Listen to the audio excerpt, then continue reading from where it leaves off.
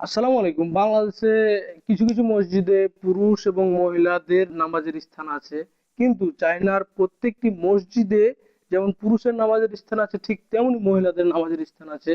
এটা হচ্ছে মহিলাদের নামাজের স্থান। এইদিকে একটা আছে, দেন এই পাশে আরেকটি রুম যেখানে মহিলারা নামাজ পড়ে। আবার ঠিক সামনে এইটা হচ্ছে পুরুষদের নামাজের স্থান, এখানে পুরুষেরা নামাজ পড়ে। এখানে বিভিন্ন রকম বই রাখা আছে, কুরআন রাখা আছে, তারপর হাদিস রাখা আছে। এই যে আমি আপনাদেরকে দেখাই, বিসমিল্লাহ। এই যে কুরআন, না এগুলো আরবি ভাষায় লেখা আছে।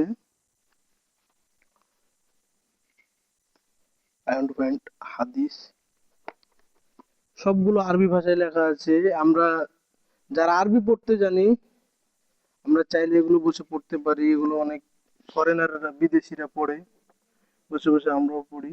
এখানে কিন্তু আরবিও লেখা আছে এবং চাইনিজও লেখা আছে।